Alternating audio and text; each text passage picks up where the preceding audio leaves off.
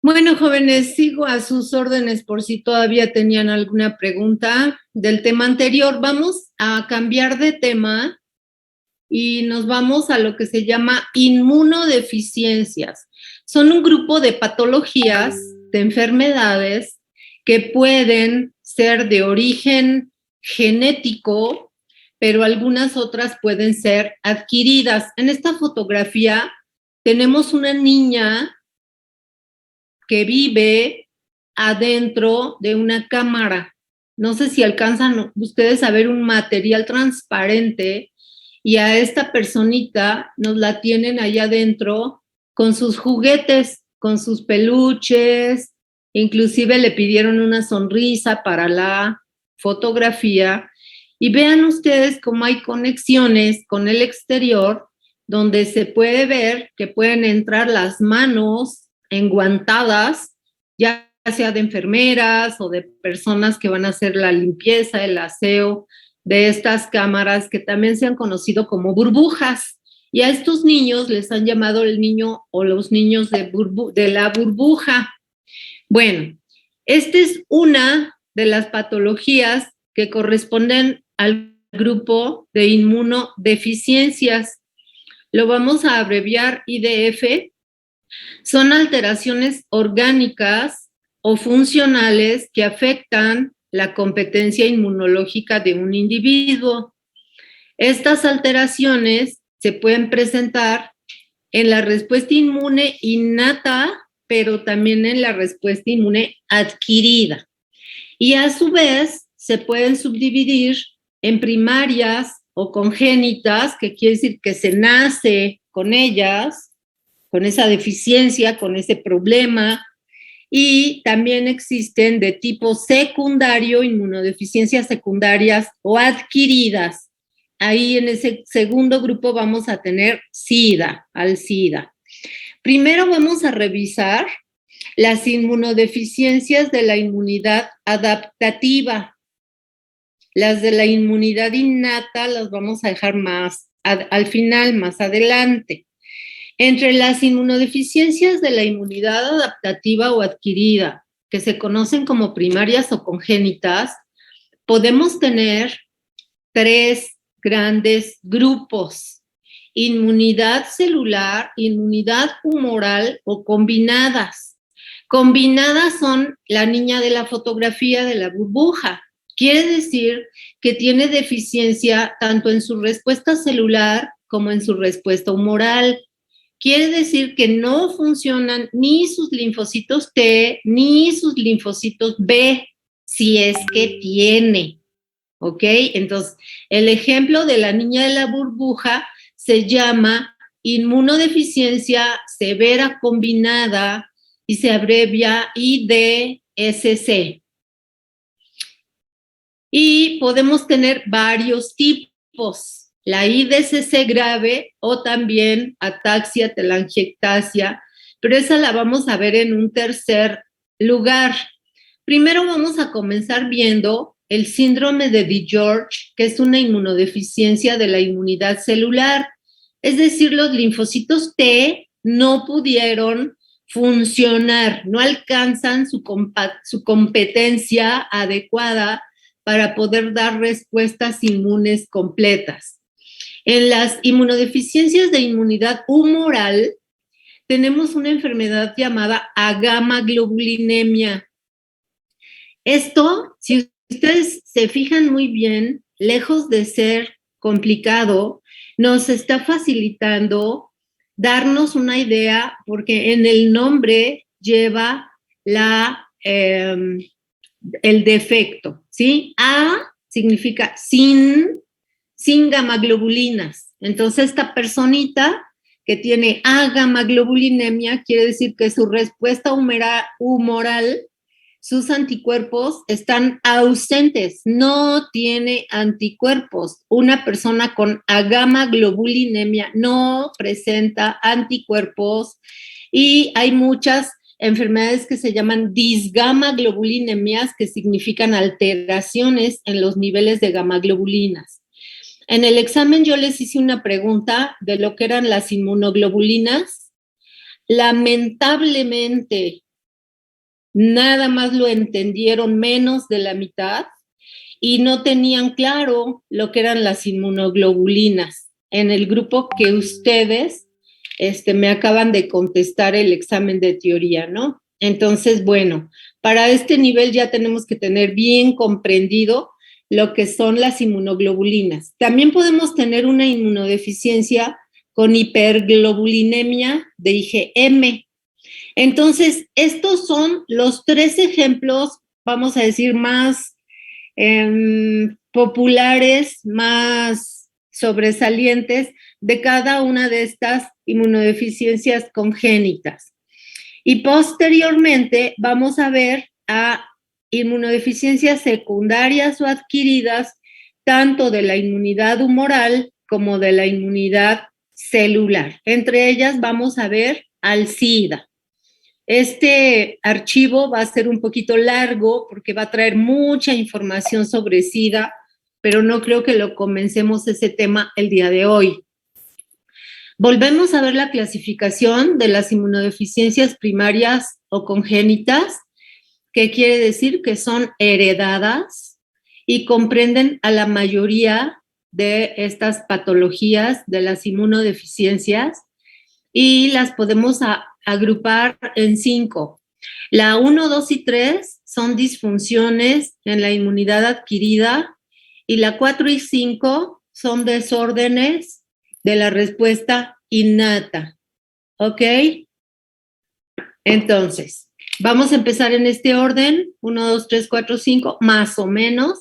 Son enfermedades que muchos médicos generales, ni siquiera las han visto. O sea, muchos médicos no han visto estas patologías en la realidad porque son, afortunadamente, son muy escasas. ¿Ok? Entonces, la primera, siempre en los libros también van a observar este orden. La primera es una inmunodeficiencia de tipo celular. ¿Qué quiere decir? Que la respuesta inmune celular está afectada y es la respuesta que se refiere a los linfocitos T. Los linfocitos T disfuncionales son los que dan este tipo de problema, este tipo de patología. La primera, y está resaltada con sombrita, es el síndrome de DiGeorge. El síndrome de DiGeorge se refiere a una aplasia tímica. ¿Qué quiere decir aplasia? Que no hay timo, o sea, sin la masa tímica. Entonces, esto significa que si una persona nace sin timo, a ver, pregunta, ¿en dónde entonces van a madurar sus linfocitos pre-T? Por más que la médula ósea los casi termine de producir, cuando pasan o necesitan pasar al timo, pues no tienen a dónde, ¿verdad? Entonces, este es un síndrome muy claro, muy extremo de la falta de respuesta celular. Tenemos otro ejemplo que puede ser un poquito más frecuente y que es la manifestación de una infección por cándida. La candidiasis cutánea crónica no se presenta en personas que sí son inmunocompetentes. ¿Por qué? Porque la inmunidad celular está trabajando bien y entonces no hay candidiasis mucocutánea. Algunos bebés recién nacidos pueden tener candidiasis oral o el algodoncillo que le llaman, pero luego, al conformarse su inmunidad celular apropiadamente, esta candidiasis va a desaparecer. Profesora. Entonces, sí, dime. Bueno, algo aparte le queríamos comentar antes de que se acabara la clase, que Ajá. la mayoría del grupo quiere clases presenciales los martes y queremos saber si se puede. Ah, claro que sí. Solo que los viernes no, bueno, creo que hay algunos que no pueden venir porque pues solo es esa clase la que tendríamos presencial, entonces no sabemos si podría ser el martes y que el viernes no sé si sea virtual. Está bien que este martes todavía no empecemos porque yo ya tengo un compromiso, tengo un tutorial. ¿Y qué creen? Que los tutoriales desde la escuela no fluyen. O sea, necesito usar mi celular, es un relajo. Entonces, yo ya tengo el martes una actividad que necesito estar aquí en mi casa, pero para el otro martes, ¿están de acuerdo? Sí, entonces de este martes al siguiente empezaríamos la clase presencial. Exactamente. Miren, mañana, que diga el lunes, ay, ya me estoy comiendo los días de descanso. El lunes, nos vemos al seminario y lo confirmamos, ¿de acuerdo? Pero en principio estoy totalmente de acuerdo y también quiero que preparen todas las dudas, yo veo por sus exámenes, veo que arrastran muchísima desinformación, que tienen muchísimas lagunas muy grandes y vean cómo cuando llegamos a un tema como este, se necesitan saber todos los antecedentes. Entonces sí me preocupa y todavía soy optimista de que todavía a lo mejor algunos de ustedes lo podemos arreglar para que pasen inmunología. Además, no sé quién eres, ¿otra vez eres Leslie Amairani? No, soy Paulina. Paulina, gracias, gracias. Yo, la verdad, no les recomiendo que se vayan al extraordinario. Los exámenes extraordinarios son 5 veces más grandes y más pesados que los ordinarios, ¿ok? Entonces, en un examen extraordinario está muy difícil que aprueben. Yo, sinceramente, les pido, les suplico, me hinco, les recomiendo, no dejen para el extraordinario las cosas. Procuren todavía en lo que nos falta de curso enderezar los promedios, ¿ok?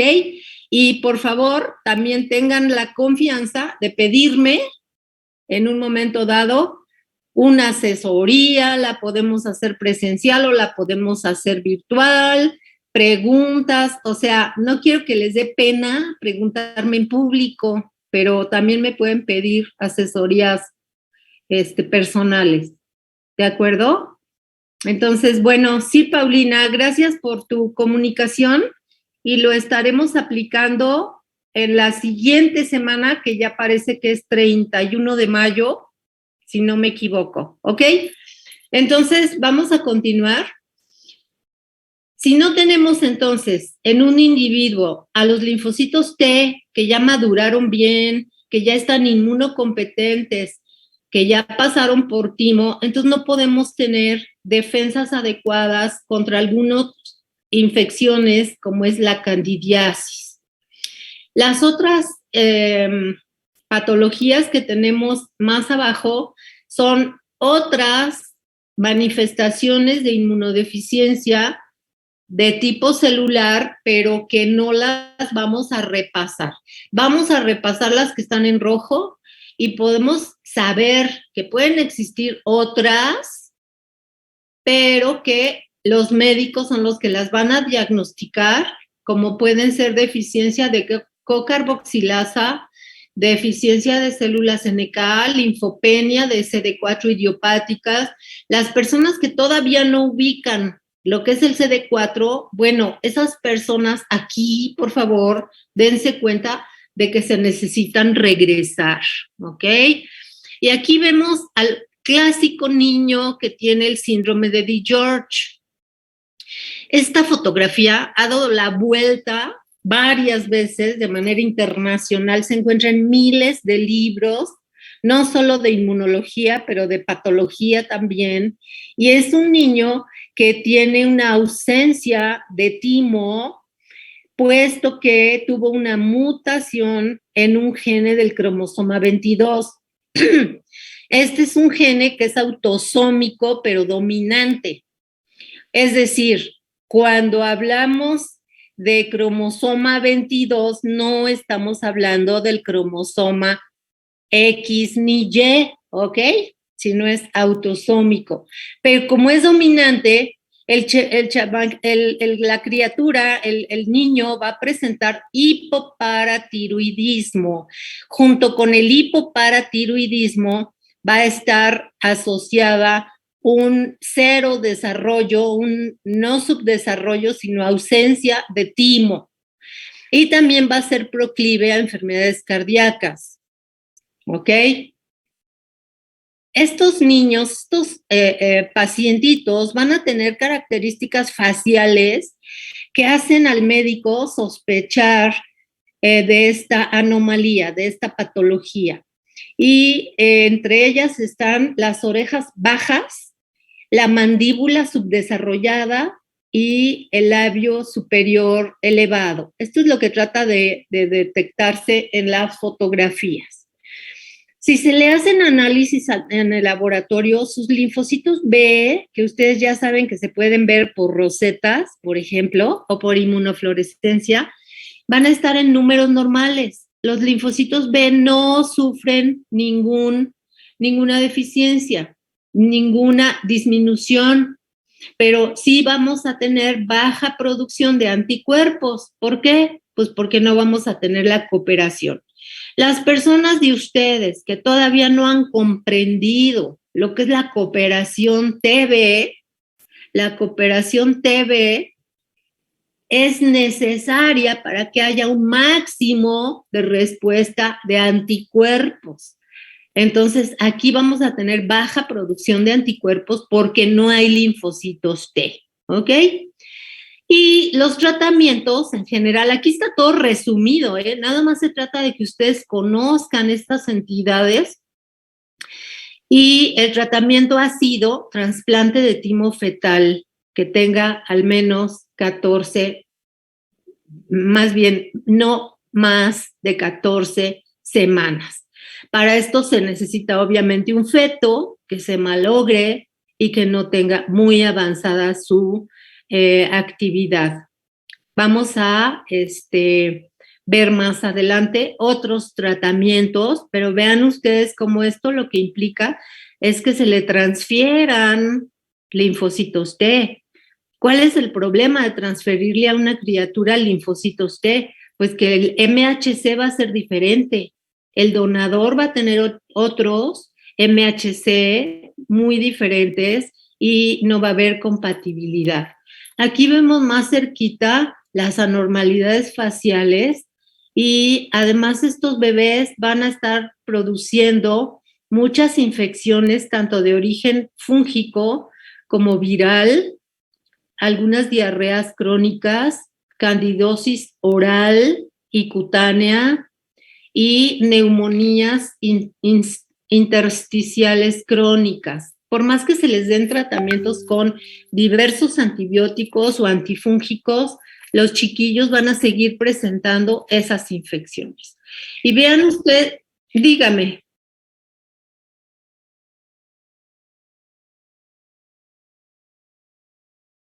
No, al contrario. Vean, por ejemplo, cómo estos chiquitos no van a presentar más que anormalidades faciales, pero ya como hasta los 6 meses de edad, después de nacer, es cuando van a poder tener estas infecciones. En un feto nosotros no podemos detectar infecciones ni anormalidades faciales, ¿ok? Entonces, el bebé va a traer una inmunidad pasiva, natural, transferida de su mamá, que le va a proteger por lo menos los 6 primeros meses de vida. ¿Quién eres? Ok, Moni, ¿quedó clarito? Los bebés que empiezan a producir manifestaciones es porque ya van a ser mayorcitos de 6 meses de edad. Ya la protección materna ya empieza a desaparecer. Acuérdense de la protección materna durante los 6 primeros meses de vida. Ok. Las inmunodeficiencias por linfocitos T, o sea, de tipo celular, también se pueden expresar únicamente como candidosis mucocutánea crónica, aunque no haya las malformaciones faciales. Esta es otra entidad, segunda patología. Aquí lo que tenemos es una infección crónica por cándida que se puede no solamente quedar en las mucosas, sino que se va, las mucosas le hace labios, lengua, sino que se pasa a la piel, a las uñas. Vean las uñas, qué horribles. Ajá. Y cuando ya tenemos esto, ya se llama mucocutánea. Ajá. Cuando nada más es en mucosas, puede curarse espontáneamente. Cuando ya es mucocutánea, entonces quiere decir que la inmunidad por T está fallando. Los linfocitos T no alcanzan a responder a la candidina si hacemos una prueba intradérmica en el brazo. Ajá. Aunque puedan tener una respuesta positiva a otros antígenos. La respuesta candidina intradérmica en el brazo va a ser negativa. Y el tratamiento en este caso va a ser antimicóticos, aunque a veces va a ser difícil que cedan a estas infecciones. Bueno, para esto, a pesar de que son pocas las pruebas que se ven aquí enlistadas, para hacer un diagnóstico completo y correcto, la evaluación inmunológica indica que se tiene que hacer cuenta de leucocitos y de linfocitos totales, cuenta de células T. Esta cuenta de células T implica linfos T totales, que son todos aquellos que tienen el marcador CD3, pero también las subpoblaciones CD4 y CD8. Además, se les pueden practicar pruebas intradérmicas en la cara anterior del antebrazo, recuerden ustedes, en la parte delgadita de nuestra piel, una prueba intradérmica aplicando el antígeno de la sospecha. Pero también podemos aplicar la prueba llamada activación de linfocitos, que me suena como que la acabamos de ver en el laboratorio, ¿verdad? La activación de linfocitos puede hacerse de dos maneras, ya sea separadas o juntas, y una es activar a los linfocitos del paciente con algún mitógeno o activar a los linfocitos del paciente con algún antígeno. Entre los antígenos podemos utilizar la toxina tetánica, la cándida o la candidina. Al fin, estos van a ser in vitro, ¿ok? Esta activación de linfocitos es una prueba in vitro paralela a las pruebas intradérmicas que son in vivo. ¿Queda claro? Entonces, estas evaluaciones especiales, específicas, van a ser de gran utilidad para el diagnóstico. Si tenemos cuentas de células T un poco bajas, pero la activación de linfocitos está normal, entonces quiere decir que no hay preocupación. Pero la mayoría de las veces va a correlacionar una cuenta de linfocitos T baja con una prueba intradérmica negativa y con una activación de linfocitos in vitro que también va a ser negativa frente a testigos de personas que sí tienen sus células T funcionales. Si no hay preguntas hasta aquí. Bien, vamos al segundo grupo de enfermedades y son las inmunodeficiencias por respuesta inmune humoral. Para quien no se acuerde, entre paréntesis, le pongo anticuerpos, donde no se están produciendo las cantidades adecuadas de los anticuerpos específicos y entonces tenemos en primer lugar a la patología llamada agamaglobulinemia tipo Bruton. Esto, aparte de que siempre les ha dado mucha risa, en realidad es el apellido de un médico militar, que es el que primeramente diagnosticó a un niño de aproximadamente 8 años con esta patología. ¿Ok? El doctor Bruton es el que definió por primera vez este síndrome llamado agamaglobulinemia. Pero existen otras disgamaglobulinemias, como son la hipogamaglobulinemia ligada a X, que ahora sí es el cromosoma sexual X, hay hipogamaglobulinemia transitoria, hay inmunodeficiencia común variable, hay inmunodeficiencia con hiperinmunoglobulinemia de IgM, y las que están resaltadas en azul turquesa son las que vamos a repasar a continuación, pero no son las únicas. También podemos tener deficiencia selectiva de IgA, deficiencia selectiva de IgM, deficiencias en las subclases de Ig, falta de respuesta a polisacáridos, deficiencia en transcobalamina, inmunodeficiencia con timoma. Y esto, que quede muy clarito, todavía es una lista incompleta. Vamos a ver entonces nuestro primer ejemplo, que es el más clásico, la agamaglobulinemia ligada a X o tipo Bruton. ¿Esto qué quiere decir? Que hay una mutación en un gene que está en el brazo corto del cromosoma X, es decir, cromosoma sexual. Ajá. Pregunta, ¿a quién le va a dar más? ¿A los niños o a las niñas? A las niñas. ¿Quién contestó? Tamara. Ah, ¿por qué, Tamara? Sí, estás bien, pero explícanos, por favor. Porque los varones nada más tienen un gen X. Correcto. Sí, que quede muy claro esto. Exactamente. Que quede muy claro esto. Esta es una inmunodeficiencia mucho más frecuente en los varones porque ellos solamente tienen un cromosoma X y si ese cromosoma X está dañado, pues ya no tienen otra alternativa, ¿verdad? Aparte de que es un gene dominante. Entonces, los niños afectados, que en su mayoría son varones, van a presentar muy poquitos, muy escasos linfocitos B en la sangre y en sus tejidos, lo cual nos va a servir para el diagnóstico.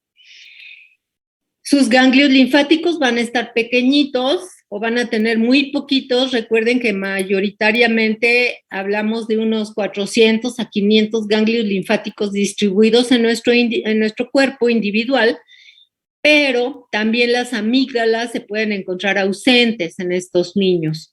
Entre los síntomas van a ser producidos por bacterias piógenas, es lo mismo que decir purulentas, productoras de pus. Así, entonces las infecciones son de tipo otitis, meningitis, dermatitis.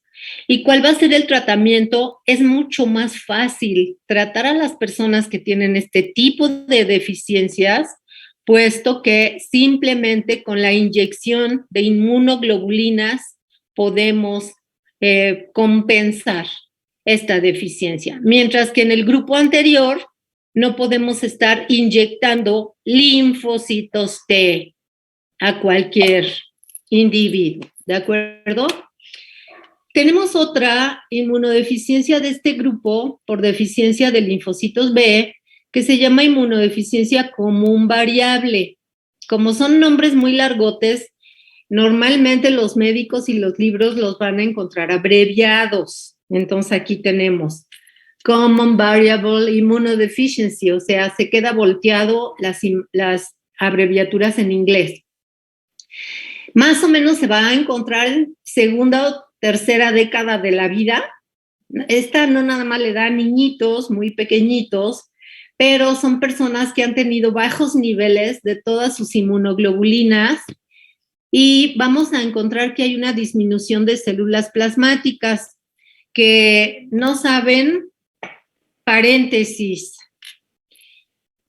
el problema que significa que a estas alturas la mayoría del grupo de ustedes todavía no se han enterado cuáles son las células que producen o sintetizan a los anticuerpos, ¿ok? Entonces vean cómo aquí otra vez les traigo, ¿verdad? A las células plasmáticas, que obviamente la mayoría de ustedes todavía las confunden con otras células. Y bueno, estas personitas pueden tener una disminución en las células plasmáticas, aunque tengan números normales de linfocitos B. Recuerden, es muy diferente un linfocito B a una célula plasmática, aunque procede de la misma línea. Ajá.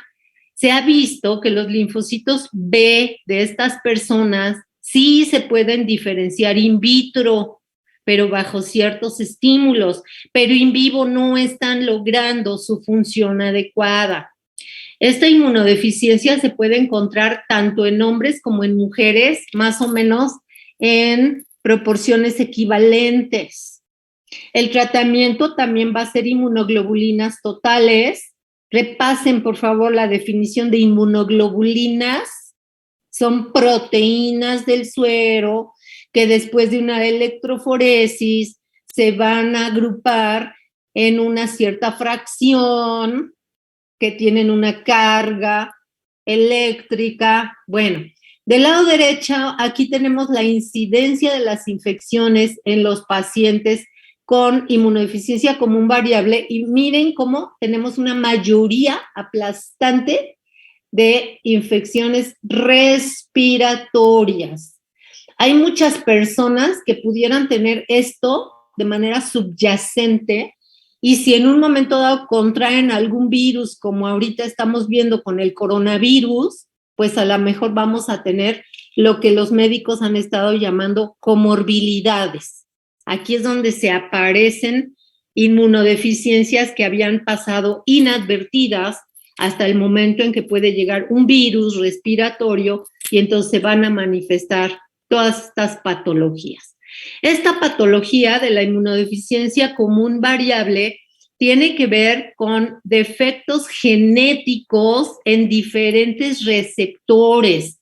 Nosotros ya hemos visto que las células linfoides, los linfocitos, van a tener muchos receptores diferentes. Váyanse al cuadro C. Aquí tenemos la deficiencia de CD19. El CD19, recuerden ustedes que forma parte del correceptor BCR de los linfocitos B. Entonces, cuando hay células que tienen poquito CD19 y a lo mejor anómalo, anormal, incompleto, mutado, pues no vamos a tener una señalización adecuada. Pero estos linfocitos B también pueden denotar deficiencias en otras moléculas, como es la molécula llamada ICOS, la molécula llamada TACI y la molécula llamada receptor de BAF. Entonces, hay 4 defectos genéticos aquí que se pueden presentar y que están juntos en el primer renglón.